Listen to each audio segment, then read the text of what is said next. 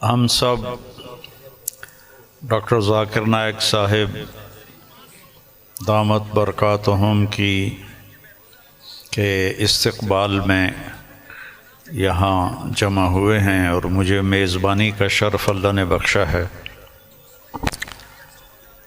اللہ تعالیٰ نے ان کو جن صفات سے نوازا ہے وہ بتانے کی محتاج نہیں ہیں۔ میرے ذہن میں ہمارے درس کی ایک کتاب ہے متنبی، ایک شاعر تھا ابو الطیب متنبی، اس کا ایک شعر میں ڈاکٹر صاحب کی نظر کرتا ہوں، اور یہ اس کے پہلے قصیدے کا ہے، جو پہلا قصیدہ ہے۔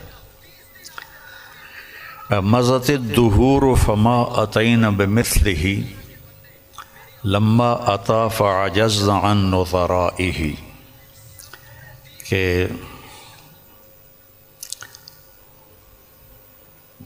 بہت زمانے گزرے لیکن اس جیسا کوئی نہ آیا، اور جب وہ آیا تو پھر دوسرا لانے میں ناکام رہے گردش ایام۔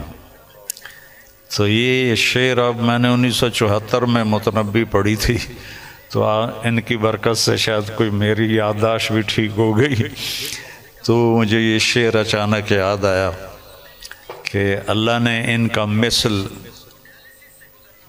فی الحال تو کوئی نہیں ہے، لیکن ہماری دعا اللہ ان کے بیٹے کو ثانی ذاکر نائک بنائے، اور اللہ سے یہ بھی دعا ہے کہ کثر من امثالہ، کہ ان جیسوں کی امت کو اشد ضرورت ہے، بہت ضرورت ہے۔ جس طرح انہوں نے اسلام کو مدلل کر کے اور صاف براہین کے ساتھ پیش کیا ہے، میں نے تو زندگی میں کوئی نہیں دیکھا ایسا، اور تھا بھی کوئی نہیں کہ اللہ نے سوشل میڈیا ایک بہت بڑا ذریعہ بنایا بات کے پھیلنے کا، تو اس کا جو خیر میں استعمال ڈاکٹر صاحب کے ذریعے سے ہوا ہے، بہت کم لوگوں کے نصیب میں یہ بات آئی ہے، اور اصل ہے اللہ کی قبولیت۔ ڈاکٹر صاحب کی اردو بھی کمزور ہے، چونکہ اردو ان کی لینگویج نہیں۔ آپ کی کیا لینگویج ہے مدر لینگویج؟ انگریزی، لیکن ویسے آپ بمبئی کے ہیں؟ ممبئی کے، تو ہندی بات کر لیتے، ہاں، لیکن تعلیم ہوئی انگریزی میں، تعلیم انگریزی میں ہوئی ہے نا، تو اردو کمزور ہے، عربی لہجہ کمزور ہے، لیکن قبولیت بہت اعلیٰ درجے کی ہے۔ تو نہ کالی کو دیکھے نہ گوری کو، پیا جس کو چاہے سہاگن وہی ہے۔ تو یہ وہ اللہ کی پسند ہے، نہ کالی کو دیکھے نہ گوری کو دیکھے، پیا جس کو چاہے سہاگن وہی ہے۔ تو یہ اللہ کا انتخاب ہے، اللہ تعالیٰ نے ان کو اس کام کے لیے چنا۔ ڈاکٹر ہیں اور ڈاکٹری کرتے، پیسہ کماتے، مر جاتے، کون جانتا، لیکن انہوں نے من ترک شیئا للہ عوضہ اللہ خیرا منہ، جو اللہ کی رضا کے لیے کسی چیز کو چھوڑتا ہے تو اللہ اس کو اس سے بہتر چیز عطا فرماتے ہیں۔ تو یہ ہم اپنی آنکھوں سے دیکھ رہے ہیں، اور اللہ تعالیٰ ان کی صحت، ان کی عافیت سلامت رکھے، تاکہ یہ اسی طرح اللہ کے دین کا کام کرتے رہیں اور دعوت اسلام دیتے رہیں۔ تبلیغ کا کام تو ہے تذکیر، نصیحت، کیونکہ ہم مسلمانوں میں کر رہے ہیں، ہم غیر مسلموں میں نہیں کرتے۔ ڈاکٹر صاحب کو اللہ نے توفیق دی کہ انہوں نے اہل باطل کو، اہل کفر کو اللہ کی طرف بلایا، اور کتنے لوگ ان کے کھاتے میں اسلام لائے، یہ تو قیامت کے دن نہیں پتہ چلے گا۔ اور ان کو تو پتہ بھی نہیں ہوگا، لیکن اللہ کے پاس تو ساری گنتی موجود ہے۔ اور لَأَن يَهْدِيَ اللَّهُ بِكَ رَجُلًا وَاحِدًا خَيْرٌ لَكَ مِنْ حُمْرِ النَّعَمِ یا خَيْرٌ لَكَ مِمَّا طَلَعَتْ عَلَيْهِ الشَّمْسُ۔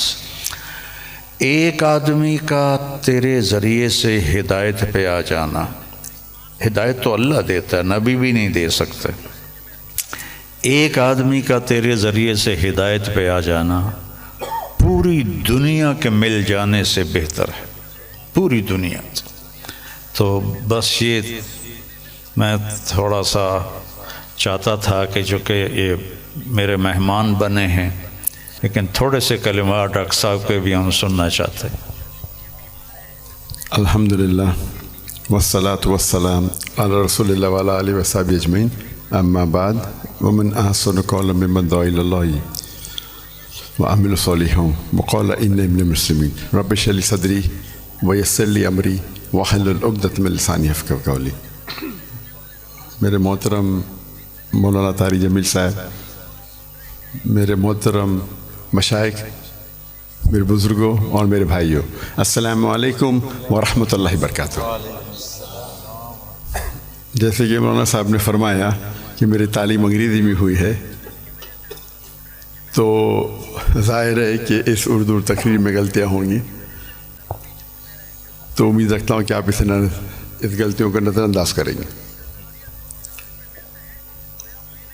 الحمدللہ میں کئی سالوں سے پاکستان آنے کی تمنا رکھتا تھا، کئی سالوں سے، اور اللہ نے اسے اب پورا کیا۔ 11-12 دن پہلے میں پاکستان میں آیا الحمدللہ، اور آج میں لاہور شہر میں آیا، اور میری تمنا تھی کہ مولانا طارق جمیل صاحب سے ملوں۔ ملاقات پہلے ہو چکی تھی ان سے، مکہ میں ملاقات ہوئی تھی، لیکن اپنے شہر میں ملنے کا کچھ الگ لطف ہے۔ الحمدللہ